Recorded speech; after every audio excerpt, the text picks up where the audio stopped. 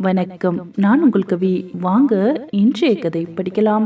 கதைக்குள் போவதற்கு முன்னால் நம்ம சேனலை யாராவது ஃபஸ்ட் டைம் பார்க்குறீங்க அப்படின்னாலும், நம்ம சேனல் ஆல்ரெடி பார்த்துக்கிட்டு இருக்க உறவுகளாக இருந்தாலும் பரவாயில்ல, ப்ளீஸ் எல்லாரும் சப்ஸ்கிரைப் பண்ணிட்டு வீடியோவை பாருங்க. வாங்க இப்போ கதைக்குள் இணையலாம். சித்ராவின் ஆசைப்படி கல்யாணம் நல்லபடியாக முடிந்தது மட்டுமில்லாமல் அவர்களின் தாம்பத்தியமும் சிறப்பாக முடிந்தது. புதிய வாழ்க்கையின் அடுத்த அலைகள். மறுநாள் காலை சாப்பாடு முடிந்து அனைவரும் சிரித்து பேசி சந்தோஷத்தில் மூழ்கியிருக்கும் போது கற்பகம் எழுந்து நின்றாள். சரி சரி, எல்லாரும் ரெடி ஆகுங்க, இன்னைக்கு கோவிலுக்கு போகணும். புதுமண தம்பதிக்காக சிறப்பு அபிஷேகத்துக்கு அப்பா ரெடி பண்ணி இருக்காரு என்று சொல்லி அனைவரையும் அழைத்தாள். சித்ராவின் முகம் மீண்டும் சிவந்தது. ஆனால் பிரபுவின் கையை பிடித்தபடி அவள் தைரியமாக நின்றாள். அவள் தன் கணவன் என்ற தைரியத்தில் பிரபுவின் கையை இறுக்கமாக பிடித்துக்கொண்டு குடும்பத்தின் முன் நின்றதை கவனித்த ரத்தினமும் கற்பகமும் மனம் குளிர்ந்து போனார்கள். தன் மகள் பூவும் பொட்டுமாக கழுத்தில் புதிதாக தொங்கும் தாலியையும் பார்த்தவுடன் அவர்களின் வாழ்நாள் கடமை தீர்ந்தது போல் ஒரு கர்வம் கண்ணில் தெரிந்தது. சரி சரி, கிளம்புங்க கிளம்புங்க, லேட் ஆகுது என்று சொல்லிவிட்டு கற்பகம் உள்ளே செல்ல, அக்கா, இப்போ நீ மாமா கூட போவியா இல்லை என் கூட வருவியா? எப்போவுமே நீ சேலை கட்டணும்னா நான் தானே ஹெல்ப் பண்ணுவேன். இப்போ எப்படி, நான் பண்ணட்டுமா இல்லை மாமா பண்ணுவாரா என்று கிண்டலாக கேட்டாள் குழலி. அடி வாங்குவ, என்ன பேச்சுடி பேசுற? அண்ணி வேற பக்கத்தில் இருக்காங்க, எனக்கு வெக்கமா இருக்கு என்றாள் சித்ரா. இதில் என்ன நாத்தனாரே வெக்கம், எல்லாருக்கும் உள்ளது தானே. அவ கேட்கறது ஒன்றும் தப்பு இல்லையே. இவ்வளவு நாள் உங்களுக்கு சேலை கட்ட உங்க தங்கச்சியோட உதவி தானே தேவைப்பட்டிருக்கு. திடீர்னு உங்க வீட்டுக்காரர் வந்ததும் அவளை கலட்டி விட்டீங்க பார்த்தீங்களா என்று மேனகாவும் அவள் பங்கிற்கு கிண்டல் செய்தாள். அண்ணி, நீங்களுமா அவ கூட சேர்ந்துக்கிட்டு பேசுறீங்க? எனக்கு ரொம்ப கூச்சமா இருக்கு அண்ணி என்று சித்ரா சொல்ல, அதெல்லாம் ஒரு பக்கம் இருக்கட்டும், நாங்கள் கேட்குறதுக்கு சரியான பதில் சொல்லு. என்ன, நைட்டு சந்தோஷமா இருந்தீங்களா ரெண்டு பேரும்? பல நாள் காதலர்கள் இன்னைக்கு ஒரே ரூம்ல சந்திச்சிருக்கீங்க, எப்படி இருந்துச்சு அந்த அனுபவம் என்று மேனகா கேட்க, அண்ணி ரொம்ப கஷ்டப்படாதீங்க, எங்கள் அனுபவத்தை சொன்னாலும் உங்களுக்கு புரியாது. எப்படியும் இன்னும் 2-1 மாதத்தில் உங்களுக்கும் அதே நாள் வரும்ல, அப்போது நானும் உங்கள் அனுபவத்தை பற்றி கேட்பேன். அதையும் ஞாபகத்தில் வச்சுக்கிட்டு என்னை கேள்வி கேளுங்க என்றாள் சித்ரா. நான் சொல்கிறேன், இப்போ நீ சொல்லுமா, நீ ஹாப்பியா இருக்கியா என்று மேனகா மறுபடியும் அதையே கேட்க, போங்க அண்ணி, எனக்கு வெக்கமா இருக்கு என்று சொல்லிவிட்டு குடுகுடுவென சித்ரா அவள் அறைக்குள் சென்று விட்டாள். அங்கே பிரபுவும் கிளம்பி கொண்டிருந்தான்.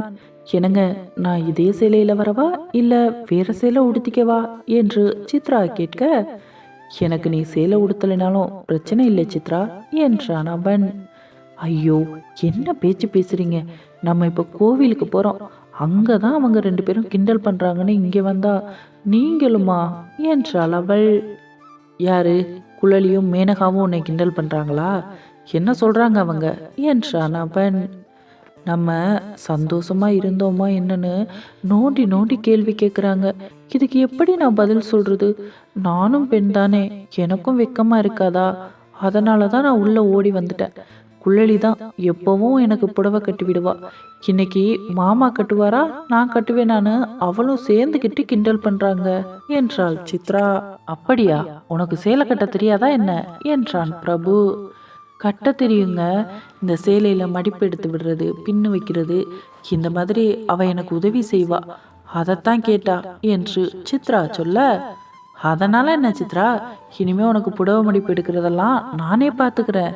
சரி, வேற சேலை மாத்திக்கோ, இப்போ நான் எப்படி கட்டி விடுறேன் பாரு என்றான் பிரபு. அட, இது நல்லா இருக்கே, அடி வாங்குவீங்க.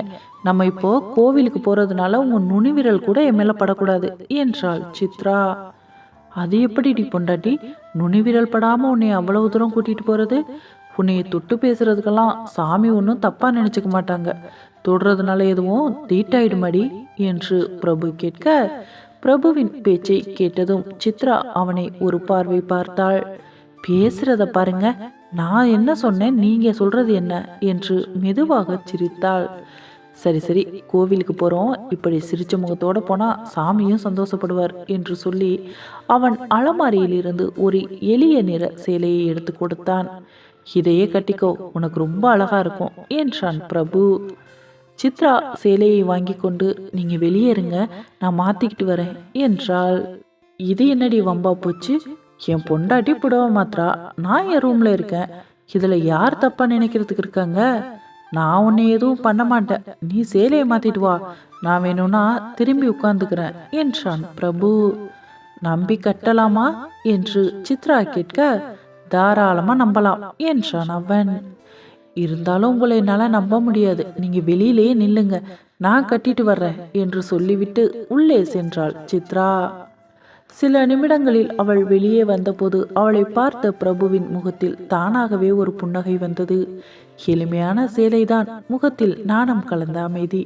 அவன் மனசுக்குள் ஒரு பெருமை. என்ன புதுசா பாக்குற மாதிரி அப்படி பாக்குறீங்க என்று அவள் கேட்க, என் வாழ்க்கை இப்படி அமைஞ்சிருக்கேன்னு நினைச்சுதான் சந்தோஷத்துல என் பொண்டாட்டியா ரசிச்சு பாக்குறேன் என்றான் பிரபு. அதே நேரத்தில் வெளியே இருந்து கற்பகத்தின் குரல் கேட்டது. ஏய் சித்ரா, இன்னும் ரெடி ஆகலையா? எல்லாரும் வாசல்ல நிக்கிறாங்க பாரு என்று. இதோ வந்துடுறோம்மா என்று சொல்லி சித்ரா பிரபுவை அழைத்து கொண்டு வெளியே சென்றாள். வாசலில் ரத்தினம், கற்பகம், குழலி, மேனகா எல்லாரும் தயார் நிலையில் நின்று கொண்டிருந்தார்கள். சித்ராவை பார்த்ததும் கற்பகம் அருகே வந்து அவள் கன்னத்தில் ஒரு முத்தம் வைத்து, என் பொண்ணு இப்படி நிம்மதியா இருக்கிற பாக்குறதுக்காக தான் இவ்வளவு நாள் காத்துக்கிட்டு இருந்தேன் என்றாள். ரத்தினமும் மெதுவாக கணவனின் கையை பிடிச்சு தைரியமா நடக்க கத்துக்கிட்டா, அதுதான் கல்யாணம் என்று சொல்லி பிரபுவின் தோளில் கை வைத்தார். குழலி சிரித்து கொண்டே, பாருங்க நீ அக்கா இப்ப மட்டும் ஓட மாட்டாங்க, மாமா கூட தான் நடக்கிறாங்க என்று கிண்டல் செய்தாள். போதுண்டி, கோவிலுக்கு போறோம் என்று மேனகா சிரித்தபடியே சொல்ல எல்லோரும் சேர்ந்து கிளம்பினார்கள். ஒரு வழியாக அனைவரும் கிளம்பி கோவிலுக்கு காரில் சென்றார்கள். போகும் வழியில் கார் ஓடும்போது பிரபு சித்ராவின் காதில் மெதுவாக சொன்னான், உன் கண்களில் இன்னும் அந்த நேற்றைய நற்கம் இருக்கு சித்ரா, கொஞ்சம் ஃப்ரீயா இரு, நான் உன்னை ஒன்றும் பண்ண மாட்டேன் என்றான் அவன். சித்ரா தலையசைத்து, ஆனா இப்போ எனக்கு அது பயம் இல்லை, சந்தோஷமா தான் இருக்கு என்று அவன் கையை இறுக்கி பிடித்தாள். இன்னும் என்னால நம்ப முடியல, நான் உங்க மனைவி, இது உண்மையா என்று கேட்டாள் சித்ரா. பிரபு சிரித்தபடி, உண்மைதான், இனி ஒவ்வொரு கனவையும் நான் நிறைவேற்றுவேன் என்றான். கோவிலின் அமைதி அவர்களை சூழ்ந்தது. கழுத்தில் தாலியுடன் கடவுளின் முன்னின்ற சித்ராவை கற்பகம் பார்த்தபோது அம்மாவின் அன்பு கலந்த ஆனந்த கண்ணீர் வெளிவந்தது. என் மக என் மாப்பிள்ள பிரபுவோட உயிராயிட்டா. என் பொண்ணோட வாழ்க்கையில நாங்க செஞ்ச தப்பு கரையா மாதிரி எங்க மனசை அரிச்சுக்கிட்டே இருந்துச்சு. இன்னைக்கு அதை நாங்க சரி பண்ணிட்டோம். இந்த எல்லா நல்லதும் நடக்க எங்களுக்கு துணையா இருந்த உனக்கு ரொம்ப நன்றிம்மா என்று கடவுளை வேண்டிக் கொண்டு கற்பகம் அவளை அணைத்து கொண்டாள். சித்ராவின் கண்களில் மீண்டும் கண்ணீர் துளிர்த்தது. அது தனிமையின் கண்ணீர் இல்லை, புதிய உறவுகளின் ஆனந்த கண்ணீர். கோவிலில் அபிஷேகம், ஆரத்தி எல்லாம் முடித்ததும் சித்ரா கண்களை மூடி மனதுக்குள் ஒரு பிரார்த்தனை செய்தாள். இந்த அமைதி, இந்த உறவு எல்லாமே எப்பவும் இப்படியே சந்தோஷமா இருக்கணும் என்று. பிரபு அவள் அருகில் நின்று, என்ன சித்ரா, என்ன வேண்டின என்று கேட்டான். நீங்க என் பக்கத்துல இப்படியே எப்பவும் இருக்கணும், எனக்கு அதுவே போதும், அதைத்தான் அந்த அம்மா கிட்ட கேட்டுக்கிட்டேன் என்றாள் சித்ரா. அவள் சொன்ன அந்த ஒரு வாக்கியத்தில் பிரபுவுக்கு வாழ்க்கை முழுக்க தேவையான நம்பிக்கை கிடைத்தது. கோவிலில் இருந்து வெளியே வந்தபோது சூரியன் மெதுவாக உயர்ந்து கொண்டிருந்தது. அந்த ஒளியில் புதிய வாழ்க்கையின் முதல் நாள் அழகாக ஆரம்பித்தது. அனைவரும் சாமி கும்பிட்டுவிட்டு சந்தோஷமாக கோவிலில் இருந்து கிளம்பினார்கள். பின்னாடியே சித்ராவும் பிரபுவும் கை கோர்த்தபடி சிரித்து பேசிக்கொண்டு கோவிலை விட்டு வெளியே வந்தனர். சித்ரா, ஒரு நிமிஷம் இங்க நில்லு, நான் இப்போ வந்துடுறேன் என்று சொல்லிவிட்டு பிரபு அந்த பக்கம் சென்றான். அப்போது கோவிலுக்கு வந்த சில பெண்கள் சித்ராவையும் பிரபுவையும் பார்த்தார்கள். அவர்கள் இருவரும் நெருக்கமாக பேசிக்கொண்டிருப்பதை கவனித்த பெண்கள், இங்கே பாருடி, நேத்து தான் கல்யாணம் ஆச்சு, பண்ணினது 2வது கல்யாணம் வேற, கொஞ்சம் கூட வெக்கமே இல்லாம பொது இடத்துல இவ இவ்வளோ அந்நூன்யமா இருக்கா, அவன் கூட 2வது கல்யாணம் பண்ணிக்கிட்டவ மாதிரியே தெரியலையே. இவளோட முன்னாள் புருஷன் சொன்னான்ல, யாரையோ மனசுல நினைச்சுக்கிட்டு தான் அவன் கூட வாழ மாட்டேங்கிறான்னு, அது இவன் தான் போல. இவங்க வீட்டுல பார்த்து பேசிதான் கல்யாணம் பண்றேன்னு அவங்க சொன்னது பொய் போலடி, பார்த்தா அப்படி தெரியல இல்ல என்றாள் ஒருத்தி. ஆமாண்டி, இதே சந்தேகம்தான் எனக்கும். கல்யாணத்துல கூட கவனிச்சேன். புதுசா ஒருத்தன் கூட நிக்கிற மாதிரி எல்லாம் தெரியல. ஏற்கனவே பழகுனவ மாதிரி தான் ரொம்ப நெருக்கமா தெரிஞ்சது என்றாள் மற்றொருத்தி. பழைய வாழ்க்கைய இவ்வளோ சீக்கிரம் மறந்துட்டா, இவளுக்கு இப்படித்தான் பழக்கமோ என்று அவர்கள் பேசிக்கொண்டது சித்ராவின் காதுகளில் கேட்டது. அந்த வார்த்தைகள் சித்ராவின் இதயத்தை குத்தின. அவள் சற்று நடுக்கத்துடன் தனியே கண்கலங்கியபடி நின்றாள். அந்த நேரம் பிரபு அங்கே வந்தான். அவன் அவளது முகத்தை கண்டதும் ஏதோ தவறாக இருப்பது புரிந்துவிட்டது. சித்ரா, என்னாச்சு என்றான். அவள் எதையும் சொல்லவில்லை. கண்ணீர் மட்டும் வழிந்தது. கேக்குறல்ல சித்ரா, இப்ப சொல்ல போறியா இல்லையா என்று அதட்டி கேட்டான் அவன். அவள் அழுது கொண்டே நடந்ததை கூறினாள். அவள் அழுவதை பார்த்தவுடன் பிரபுவின் கண்கள் கோபத்தால் சிவந்தன. அவன் அந்த பெண்கள் இருந்த இடத்திற்கே சென்றான். கோவில்ல இருந்துகிட்டு என்ன பேச்சு பேசுறீங்க? இன்னொரு வார்த்தை என் பொண்டாட்டியை பத்தி தப்பா பேசாதீங்க. அவ யாரையும் காயப்படுத்தல. ஆனா யாராவது அவளை காயப்படுத்தினா நான் பார்த்துக்கிட்டு சும்மா இருக்க மாட்டேன். அவ ஏன் பொண்டாட்டி. நான் ஒன்னும் ரகசியமா அவளை சந்திச்சு பேசல. நான் அவ கழுத்துல தாலி கட்டியிருக்கேன். அவளோட புருஷன். அவ முன்னாள் கணவன்கிட்ட அவ பட்ட அவஸ்தை என்னன்னு உங்க யாருக்காவது தெரியுமா? நாக்கு இருக்குங்கிறதுக்காக கண்டதை பேசாதீங்க. வாழ்க்கையை இழந்துட்டு நிக்கிற ஒரு பொண்ணுக்கு வாழ்க்கை கிடைச்சதை நினைச்சு சந்தோஷமா இருக்கான்னு உங்களால வாழ்த்த முடியலனாலும் சபிக்காமையாது கூட இருங்க. கோவிலுக்கு பாவத்தை கழிக்க தானே வரீங்க. இங்க வந்து யாரும் ஒரு பொண்ணோட பாவத்தை சேர்த்துட்டு போயிடாதீங்க. நீங்களும் ஒரு பொண்ணா இருந்துக்கிட்டு இன்னொரு பொண்ணை பத்தி தப்பா பேசாதீங்க. இதுவே முதலும் கடைசியுமா இருக்கட்டும். இது எங்க வாழ்க்கை. அவ ஏன் மனைவி. கஷ்டமோ நஷ்டமோ அதை நாங்களே சமாளிச்சுக்கிறோம். நீங்க ரொம்ப கவலைப்பட வேண்டாம். இதுக்கு மேல இன்னொரு தடவை நீங்க இந்த மாதிரி பேசுறத பார்த்தேன், நான் மனுஷனா இருக்க மாட்டேன். இதுதான் கடைசியா உங்ககிட்ட சொல்லிக்கிறது. போங்க இங்கே இருந்து என்று சத்தமிட்டான் அவன். பிரபுவின் கோபத்தை கண்டு பெண்கள் பயந்து அமைதியாகி விட்டனர். பிரபு திரும்பி வந்து சித்ராவின் கையை பிடித்தான். இந்த மாதிரி யாராவது ஏதாவது பேசுறாங்கன்னா தேவையில்லாம அழுகாத. தப்பு செஞ்சா மட்டும்தான் பயப்படணும் சித்ரா. உன் மேல தப்பு இல்லைன்னா நீ எதிர்த்து கேள்வி கேட்கலாம். அது தப்பே இல்லை. சித்ரா, நீ ஒரே ஒரு விஷயத்த மட்டும் நம்பு. உனக்காக நான் இருக்கேன். உன் கண்ணுல இனிமே கண்ணீரே வரக்கூடாது, புரியுதா என்றான் பிரபு.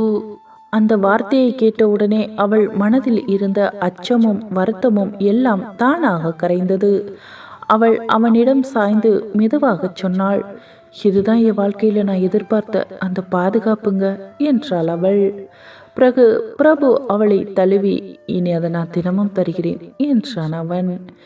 இனி இந்த மாதிரி விஷயங்களை நினைச்சு நான் ஃபீல் பண்ண மாட்டேன். என்னை நம்புங்க. அர்த்தமில்லாத பேச்சுக்கு நான் அடிபணிய மாட்டேன். சரி வாங்க, கார்ல எல்லாரும் நமக்காக காத்துக்கிட்டு இருப்பாங்க, போகலாம் என்று அவனை அழைத்து கொண்டு சென்றாள் சித்ரா. ஒரு வழியாக எல்லோரும் வீடு வந்து சேர்ந்தனர். சரி சித்ரா, நீ மாப்பிள்ள கூட பேசிட்டுருமா, நாங்கள் போய் இப்போ சமைக்கிறோம், எல்லாரும் சேர்ந்து சாப்பிடலாம் என்றாள் கற்பகம்.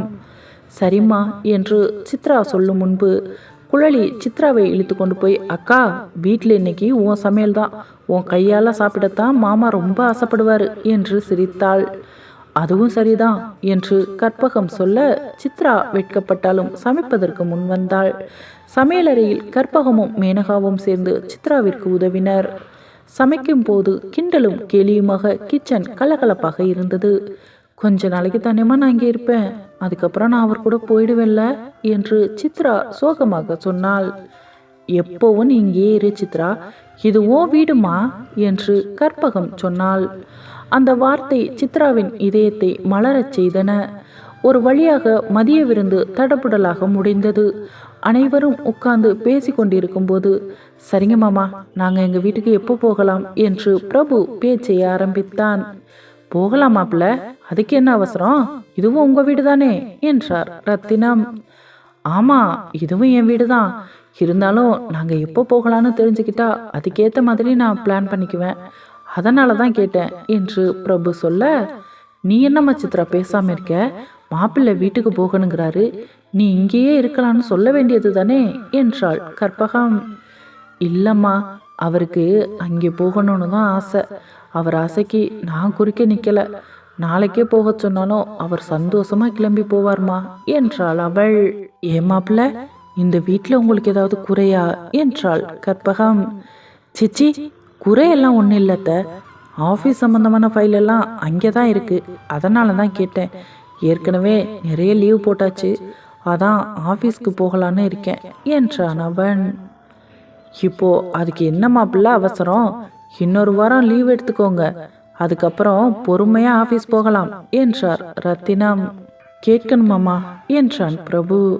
சரி மாப்பிள்ள, அப்போது நாளைக்கு நாள் நல்லா தான் இருக்குது.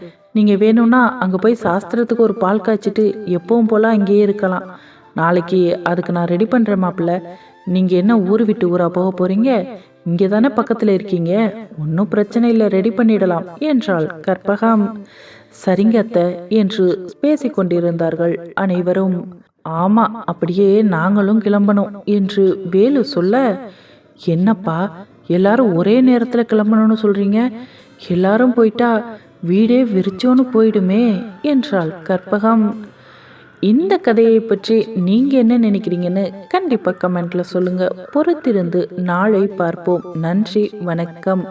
இந்த கதை உங்களுக்கு பிடிச்சிருந்தா ப்ளீஸ் எல்லாரும் சப்ஸ்கிரைப் பண்ணுங்கள், லைக் பண்ணுங்கள், ஷேர் பண்ணுங்கள். உங்கள் முழு ஆதரவையும் எனக்கு எப்பொழுதும் கொடுங்கள்.